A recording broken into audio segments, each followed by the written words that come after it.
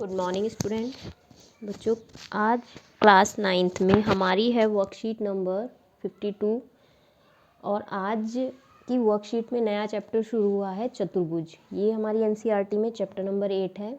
तो आज हम शुरू करेंगे अपना नया चैप्टर चतुर्भुज। तो सबसे पहले चतुर्भुज क्या होता है? चार भुजाओं वाली बंद आकृति को चतुर्भुज कहते हैं। यानी चार भुजाएं होंगी और बंद आकृति बनाएगा तो उसको हम चतुर्भुज कहते हैं। चतुर्भुज कई प्रकार के होते हैं, लेकिन आज जो हम डिस्कस करेंगे वो करेंगे समांतर चतुर्भुज। तो समांतर चतुर्भुज क्या होता है? समांतर चतुर्भुज एक ऐसा चतुर्भुज होता है जिसकी आमने सामने की भुजाओं के दोनों युग्म समांतर तथा बराबर हों। समांतर चतुर्भुज कहलाता है। जैसे कि मैंने यहाँ पे ये चतुर्भुज लिया हुआ है, इसका नाम रख देते हैं।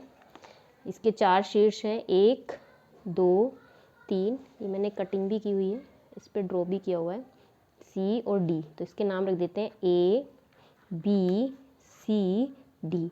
तो इस समांतर चतुर्भुज की कैसा है ये? इसकी आमने सामने की भुजाओं का युग्म यानी पेयर ए बी और सी डी आपस में बराबर भी होगा, लंबाइयाँ बराबर होंगी और समांतर भी होंगी। इसी तरह से दूसरा पेयर ए डी बराबर बी सी होगा। तो हम इसे इस तरह से लिख सकते हैं कि ए बी बराबर होगा सी डी तथा समांतर भी होगा, यानी ए बी समांतर होगा सी डी के। ये पहला पेयर है। दूसरा पेयर होगा इसमें बी सी बराबर होगा ए डी के तथा ये दोनों आपस में समांतर भी होंगे, तो बी सी समांतर होगा ए डी के। तो फिर से डेफिनेशन पढ़ते हैं। एक ऐसा चतुर्भुज जिसकी आमने सामने की यानी ये भुजा इसके बराबर और समांतर और ये भुजा इसके बराबर और समांतर हो, समांतर चतुर्भुज कहलाता है। ठीक है, तो ये इस तरह से हमारे समांतर चतुर्भुज। ठीक है, आमने सामने की भुजाएं बराबर और समांतर, आमने सामने की भुजाएं बराबर और समांतर। तो ये था समांतर चतुर्भुज। अब हम पढ़ेंगे समांतर चतुर्भुज पर आधारित एक प्रमेय। तो प्रमेय शुरू करते हैं। तो बच्चों, प्रमेय है किसी समांतर चतुर्भुज का एक विकर्ण उसे दो सर्वांगसम त्रिभुजों में विभाजित करता है। तो सर्वांगसम त्रिभुज हम पढ़ चुके हैं, समांतर चतुर्भुज के बारे में मैंने अभी आपको बताया। अब इसमें एक वर्ड आया है एक विकर्ण। विकर्ण होता है किसी भी कोई भी हमारा पास चतुर्भुज है, उसके आमने सामने के शीर्षों को मिलाते हुए जब हम कोई रेखा खींचते हैं तो विकर्ण कहलाती है। तो इस सिरे को इस सिरे से मिलाते हुए अगर हम कोई लाइन खींचे तो वो इसका एक विकर्ण होगा, और इस शीर्ष को इस शीर्ष से मिलाते हुए दूसरी लाइन खींचे वो उसका दूसरा विकर्ण होगा। तो अभी तो हमें प्रमेय में क्या प्रूफ करना है इसमें कि समांतर चतुर्भुज का जो विकर्ण है उसे दो सर्वांगसम त्रिभुजों में विभाजित करता है। तो ये प्रमेय सिद्ध करने से पहले इसमें एक एक्टिविटी दी हुई है, तो वो एक्टिविटी करके दिखाती हूँ मैं आपको। उसके बाद आप खुद भी इसे करके देखोगे। ठीक है, तो हम पहले इस प्रमेय को बाद में सिद्ध करेंगे, पहले एक्टिविटी के थ्रू इसको समझ लेते हैं। ये मैंने एक समांतर चतुर्भुज बनाया है, इसके शीर्षों के नाम रख देते हैं ए बी सी और ये डी। अब इसका एक विकर्ण है ए सी, वो इसे दो सर्वांगसम त्रिभुजों में विभाजित करता है। तो इसको हम कैसे एक एक्टिविटी से समझेंगे? सर्वांगसम होता है जिस ऐसी दो आकृतियां जिसके सभी अंग समान हो। तो ये जो दो त्रिभुज बने, एक विकर्ण खींचने से यहाँ दो त्रिभुज जो बने, ये दोनों आपस में सर्वांगसम है। तो इसे हम कटिंग के द्वारा समझते हैं। मैंने एक दूसरा इस सेम नाप का ये एक समांतर चतुर्भुज लिया और उसके विकर्ण को मिला दिया। अब ये कटने के बाद ये दो त्रिभुजों में विभाजित हो गया, ये इस तरह से दो त्रिभुजों में विभाजित हो गया। तो अब हम इनको एक दूसरे के ऊपर रख के देखते हैं। अगर इन्होंने एक दूसरे को पूरा पूरा ढक लिया तो ये एक दूसरे के सर्वांगसम होंगे। ठीक है, तो अगर मैं इसको यहीं से मोड़ दूँ तो ये देखो, ये एक दूसरे को नहीं ढक रहे हैं। इसके लिए हमें इनको घुमा के देखना पड़ेगा कि घुमा के किसी तरह से क्या एक दूसरे को आच्छादित कर पाते हैं, ओवरलैप करेंगे। तो इस तरह से घुमा के अगर मैं इसको पकड़ूं, ये देखो, तो ये बिल्कुल एक दूसरे के बराबर दो त्रिभुज में, ये रे दोनों त्रिभुजों में जो बटे ये दोनों एक दूसरे के सर्वांगसम है। यानी इसका पहले त्रिभुज का ये कोण, दूसरे का ये कोण, पहले का ये कोण और दूसरे त्रिभुज का ये कोण, इसका ये कोण बराबर है इसके इस कोण के। तो यानी तीनों कोण बराबर हैं और ये भुजा दोनों की आपस में बराबर है, ये भुजा दोनों की बराबर है और ये भुजा दोनों की बराबर है। तो इस तरह से एक विकर्ण से दो सर्वांगसम त्रिभुजों में विभाजित कर दिया। तो ये तो ही हमारी एक्टिविटी, लेकिन इसको अब हम प्रमेय में किस तरह से सॉल्व करेंगे वो समझते हैं। तो ये थी एक्टिविटी, अब हम करते हैं अपनी प्रमेय। अच्छा बच्चों, प्रमेय समझने से पहले हम एक चीज़ और समझते हैं कि अगर कोई दो समांतर रेखा है और उसको कोई तिर्यक रेखा काटती है इस तरह से, ये दो समांतर रेखाएं हैं। समांतर रेखाएं वे रेखाएं होती हैं जिनके बीच की दूरी हमेशा बराबर होती है और कितना भी इन्हें आगे या पीछे की तरफ बढ़ाओ ये कभी एक दूसरे को नहीं काटती हैं। तो ये दो समांतर रेखाएं हैं और ये एक तिर्यक रेखा है। तो इस तरह से जो Z वाली आकृति बनती है ये, तो ये कोण बराबर होता है इस कोण के, ठीक है।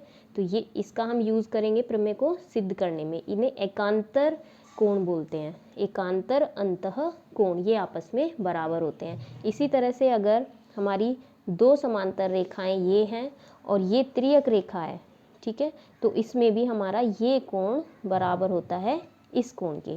तो इसमें भी हमारी ये Z वाली स्थिति बन रही है, ठीक है। तो ये इधर से भी ये कोण इसके बराबर होगा और ये कोण बराबर होगा इसके, एकांतर अंतः कोण। देखो जहाँ भी Z की स्थिति आपको बनती हुई दिखे उसके दोनों तरफ के कोण आपस में बराबर होते हैं, ये कोण बराबर इसके। इसी तरह से यहाँ Z बन रहा था तो ये कोण बराबर इसके। तो हम इनका यूज़ अपनी प्रमेय में करेंगे। तो इस टॉपिक को हम कर चुके हैं, एक बार आप लोग इसे रिवाइज कर लेना। ओके स्टूडेंट्स, अब करते हैं अपनी थ्योरम। ओके स्टूडेंट्स, तो हमारी प्रमेय थी किसी समांतर चतुर्भुज का एक विकर्ण उसे दो सर्वांगसम त्रिभुजों में विभाजित करता है। तो प्रमेय हम पहले भी सिद्ध कर चुके हैं, इनको सिद्ध करने का एक पैटर्न होता है, हमें उसी को फॉलो करना होता है।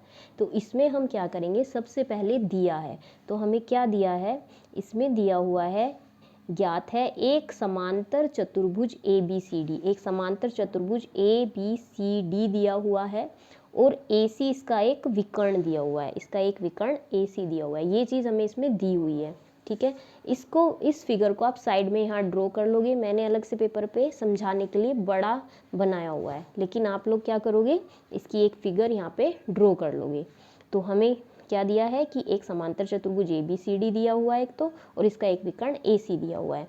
ये हो गया, हमें पहली हेडिंग ज्ञात है। इसके बाद हम लिखते हैं सिद्ध करना है। तो हमें सिद्ध क्या करना है, हमें सिद्ध करना है, दूसरी हेडिंग हम यही डालते हैं कि त्रिभुज ABC सर्वांगसम है त्रिभुज CDA के। इसको इसी सीक्वेंस में लिखोगे, ABC सर्वांगसम सिद्ध करना है CDA के। तो ये दोनों त्रिभुज हमें सिद्ध करने हैं सर्वांगसम। इसके बाद आती है उपपत्ति, जो सबसे मेन पोर्शन होता है, उपपत्ति प्रूफ। इसमें हम ये दोनों त्रिभुज जो हमें सर्वांगसम सिद्ध करने हैं हम ये लेंगे। तो ये दोनों त्रिभुज क्या हैं, ABC तथा त्रिभुज CDA में, ये दोनों त्रिभुज हमने ले लिए। अब हम इसमें देखते हैं कि हमारी कौन कौन सी चीज़ें बराबर हैं। इसमें सबसे पहले हम जो हमें प्रॉपर्टी पता है उसका यूज़ करेंगे। तो हमें पता है कि BC भुजा AD के समांतर है और AC तिर्यक रेखा है, जैसा कि मैंने अभी आपको बताया था। तो इसमें हम लिखेंगे BC समांतर है AD के और ये तिर्यक रेखा है। तो जब ये तिर्यक रेखा है तो हमारा कोण जो बनेगा, कोण 6 बराबर होगा कोण 5 के। मैंने इसमें नाम लिख दिए हैं, कोण 1, कोण 2, कोण 3, कोण 4, कोण 5 और कोण 6। तो हम यहाँ क्या लिखेंगे कि कोण 6 बराबर होगा कोण 5 के। क्यों, क्योंकि ये दोनों हमारी समांतर रेखा है और ये तिर्यक रेखा है। तो अभी मैंने आपको समझाया था कि दो समांतर रेखाएं हों और एक हमारी तिर्यक रेखा हो तो जो ये Z बनता है, ये वाला Z, तो इसमें ये कोण बराबर होता है इस कोण के, ठीक है।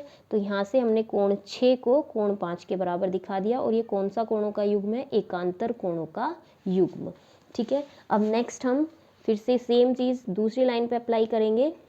इस बार हम भुजा AB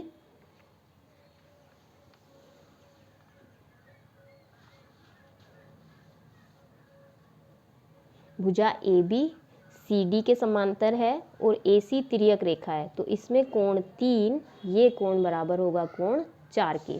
ठीक है, तो इसमें कोण 3 बराबर होगा कोण 4 के। तो अब हमने इस त्रिभुज में क्या किया है, इसको हम समझ लेते हैं एक बारी। हमारे पास ये था, पहले हमने ये दोनों समांतर रेखाएं ली और ये तिर्यक रेखा ली और कोण 6 को कोण 5 के बराबर सिद्ध बताया, क्योंकि ये एकांतर कोणों का युग्म है। ठीक है, और दूसरे में हमने बताया कि ए बी भुजा इस भुजा के बराबर है और ये समांतर रेखा है, तो कोण 3 बराबर होगा कोण 4 के। और ये भी क्या है, इस तरह से जेड बन रहा है ना, ये जेड बन रहा है, तो ये 3 और 4 आपस में बराबर होंगे। तो ये दोनों इन दोनों त्रिभुजों में ये कोण इसके बराबर आ गया और ये कोण इसके बराबर आ गया, तो इन दोनों त्रिभुजों के दो कोण हमने बराबर दिखा दिए। और ये जो भुजा है AC, ये इसकी भी भुजा है, इस त्रिभुज की, और इस त्रिभुज की भी है, तो ये उभयनिष्ठ भुजा है। तो हम यहाँ तीसरे में लिखेंगे AC बराबर CA, ये उभयनिष्ठ यानी कॉमन भुजा है। तो अब इन दोनों त्रिभुजों में हमने दो कोण और एक भुजा बराबर दिखा दी, तो ये त्रिभुज ABC सर्वांग सम होगा त्रिभुज CDA के। और हमने कौन सी सर्वांग समता का यूज किया है, कोण भुजा कोण सर्वांग समता का यूज किया है, और यही हमें इसमें सिद्ध करना था। तो हमने ये वाला प्रमेय से भी करके देख लिया और हमने एक्टिविटी के थ्रू भी इसको करके देख लिया। ठीक है, इसमें एक्टिविटी में भी सेम यही चीज थी। ठीक है, एक्टिविटी में भी यही था। एक्टिविटी में हमने काट के और इस तरह से किया था, लेकिन प्रमेय को हम क्या करेंगे, प्रमेय को हम इस तरह से नियमों का यूज करते हुए, ज्ञात नियमों का यूज करते हुए अपनी प्रमेय को सिद्ध करेंगे। तो दोनों तरीके से हमने ये प्रूफ कर दिया। अब हम नेक्स्ट चलते हैं। हम एग्जाम्पल्स करने से पहले प्रश्न 2 करते हैं। प्रश्न 2 सेम वही है जो हमने प्रमेय में किया। उसमें क्या है, SSS नियम यानी भुजा भुजा भुजा नियम के प्रयोग से सिद्ध कीजिए कि किसी समांतर चतुर्भुज का एक विकर्ण उसे दो सर्वांगसम त्रिभुजों में विभाजित करता है। यानी हमें वही चीज़ प्रूफ करनी है, लेकिन वहाँ हमने करी थी कोण भुजा कोण सर्वांग समता, लेकिन यहाँ पे हम कौन सी सर्वांग समता यूज करेंगे, भुजा भुजा भुजा। तो इसमें नियम चेंज कर दिया है उसने, बाकी हमें वही प्रमेय यूज करनी है। लेकिन जब तक आपको ना कहा जाए कि इस नियम का प्रयोग करो, तब तक आपको वही करना है। तो अभी हमें ये बोला गया है, तो हम इसकी हेल्प से करेंगे। तो सबसे पहले हेडिंग वही होगी प्रमेय की तरह, दिया है या ज्ञात है। तो क्या ज्ञात है हमें, एक समांतर चतुर्भुज ABCD और AC इसका एक विकर्ण है, सेम जो हमने अभी किया था। तो ABCD एक समांतर चतुर्भुज और AC इसका विकर्ण। सेम सिद्ध करने में भी हमें वही करना है कि त्रिभुज ABC सर्वांगसम सिद्ध करना है त्रिभुज CDA के। ठीक है, सिद्ध करना है। अब हम क्या करेंगे, इसमें दोनों त्रिभुज उपपत्ति करते हैं। नेक्स्ट हेडिंग, त्रिभुज ABC तथा त्रिभुज CDA में। अब इसमें हम क्या यूज करेंगे, समांतर चतुर्भुज के, जो हमें पता है समांतर चतुर्भुज के बारे में, उसका यूज करेंगे। तो हमें पता है कि जो समांतर चतुर्भुज होता है उसकी आमने सामने की भुजाएं बराबर होती हैं। तो देखो AB भुजा बराबर है CD के, और यहाँ हम लिख देंगे कि Q बराबर है, समांतर चतुर्भुज की सम्मुख भुजा है, तो ये भुजा बराबर है इसके। और इसी तरह से BC भुजा बराबर है AD के, ये भी क्यों बराबर है दोनों, BC भुजा DA के बराबर है, क्यों है, ये भी समांतर चतुर्भुज की सम्मुख भुजा है। और इन दोनों त्रिभुजों में जो AC है वो दोनों में कॉमन है। तो यहाँ पे तीसरे में क्या लिखेंगे कि AC बराबर CA उभयनिष्ठ भुजा है, यानी कॉमन साइड है। तो तीनों भुजाएं आपस में बराबर हो गई तीनों।